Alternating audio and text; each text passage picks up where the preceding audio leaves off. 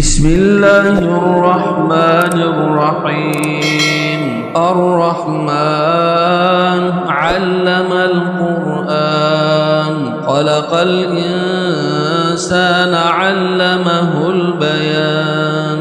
الشمس والقمر بحسبان والنجم والشجر يسجدان. والسماء رفعها ووضع الميزان ألا تطغوا في الميزان وأقيموا الوزن بالقسط ولا تخسروا الميزان.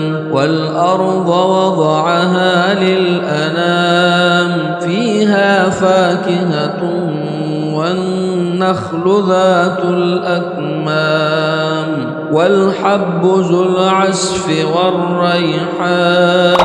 فبأي آلاء ربكما تكذبان؟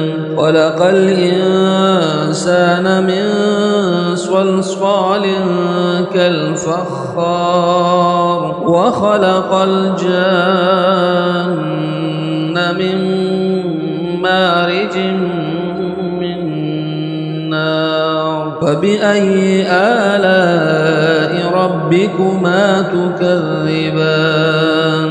رب المشرقين ورب المغربين. فبأي آلاء ربكما تكذبان؟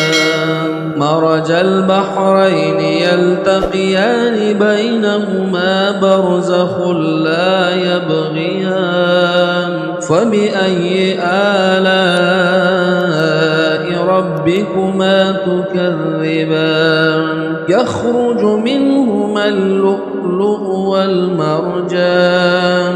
فبأي آلاء ربكما تكذبان؟ وله الجوار المنشآت في البحر كالأعلام. فبأي آلاء ربكما تكذبان؟ كل من عليها فان ويبقى وجه ربك ذو الجلال والإكرام. فبأي آلاء ربكما تكذبان؟ يسأله من في السماوات والأرض كل يوم هو في شأن. فبأي آلاء ربكما تكذبان؟ سنفرغ لكم أيها الثقلان. فبأي آلاء ربكما تكذبان؟ يا معشر الجن والإنس إن استطعتم أن تنفذوا من أقطار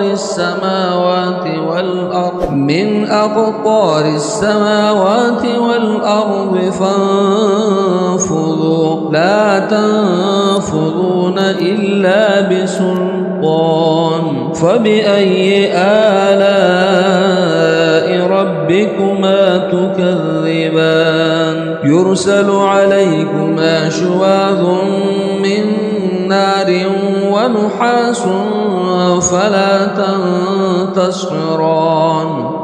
فبأي آلاء ربكما تكذبان؟ فإذا انشقت السماء فكانت وردة كالدهان. فبأي آلاء ربكما تكذبان؟ فيومئذ لا يسأل عن ذنبه إنس ولا جان. فبأي آلاء ربكما تكذبان؟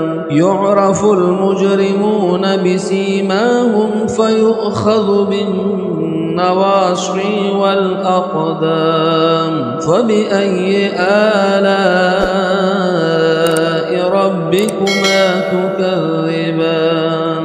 هذه جهنم التي يكذب بها المجرمون يطوفون بينها وبين حميم آن فبأي آلاء ربكما تكذبان